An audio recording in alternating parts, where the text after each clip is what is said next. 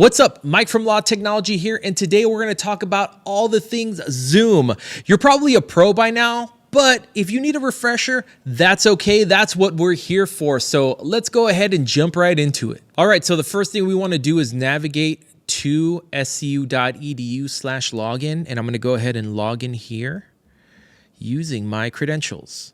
All right, so now that we're logged into the SCU portal, we're gonna go ahead and scroll down here to the Zoom tile. Now, this is gonna be the main tile that you're going to focus on so you can access anything and everything in regards to Zoom. First, what do you wanna do in Zoom? You wanna schedule a meeting. So let's schedule our first meeting by clicking on schedule a meeting. Now from here, I'm gonna go ahead and walk you through some of the options you have. So you can name the topic of your meeting. So I'm going to go ahead and call this Mike's Test Meeting. And let's choose a date. We'll go ahead and choose today's date at 2 p.m. We want the meeting to be an hour or more. It's really up to you. For our time zone, we'll go ahead and keep it to the time zone that we're in. Do you want it to be a recurring meeting? That's up to you. You can have it recur either daily, weekly, monthly, or no fixed time, meaning that it's indefinite. So let's go ahead and say daily, and we're gonna have it repeat for the next 7 days with it ending on August 9th, 2022.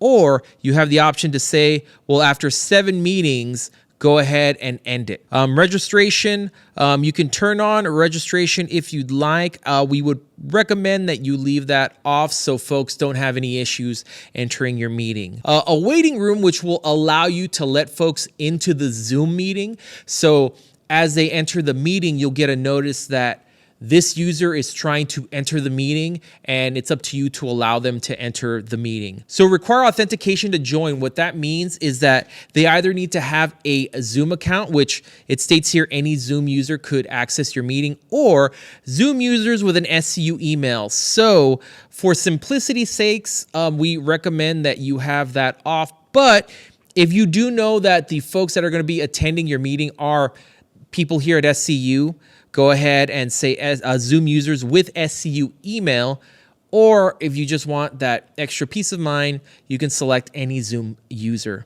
I'm gonna go ahead and turn this off for now. For video, we want it on for the host and the participants, so yes to that.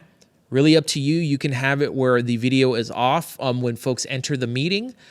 For audio, it's best to have it set to both. So if people can't attend virtually using a computer, they can call into your meeting. So it's good to give them that option.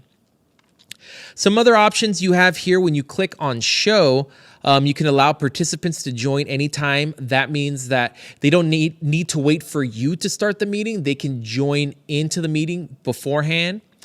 You can have participants muted as soon as they enter. So as soon as they enter your meeting, their mics are going to be muted. Breakout room pre-assign. I get into that in another video. That's a bit of an advanced topic, so we'll skip that for now. Automatically record meeting in the cloud. This you do want it on. I'm assuming you're going to want your meeting recorded, but if not, you have the ability to turn that off, and then it's up to you to record your meeting yourself. So when you're in the meeting, you have to click on that red record button for your meeting to be recorded. Alternative hosts, another important thing to be aware of. This is where you'll put in those email addresses for the other hosts that you want in the meeting, and they do have to be SCU emails. That's the only prerequisite. So from here, I'll click save, and now our meeting has been created. So some options here, I can add it to my Google Calendar, some other calendars. I have my meeting ID, I have the passcode here, I have the invite link. So if you want to invite folks to your meeting, the easiest thing you want to do is click on copy invitation here, which will bring up the meeting invitation. And then what you want to do is copy the meeting invitation. So you can actually click on copy meeting invitation here, and it'll copy it to your clipboard, which then you can go ahead and open up your email client.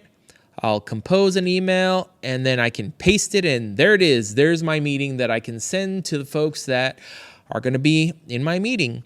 Alternatively, you could add it to your Google Calendar here by clicking on the Google Calendar, add to Google Calendar here, and then you just have to accept the prompts saying that you want Zoom to be able to do that. So just go ahead and continue. And from here, what it'll do is that it'll create the Google event for you, And you could add the guests here. So I could go ahead and add the folks that I want to invite to my meeting here. All right, so your meeting is all set. You're ready to go. And how do I start my meeting? Well, we'll go ahead and head to the meetings tab here, which I had created the meeting to repeat. So that's why we see multiple meetings. So for today's meeting, I can either wait until 2 to start it, or I can start it right now. So let's go ahead and start it right now. So when I highlight over the meeting, I see that I can click this blue button that says start. I'll click start, and then it'll ask me, do I want to open this? I can click on always allow su.zoom.us to open links of this type, which to make it easy, I would go ahead and do that. And then click open zoom.us.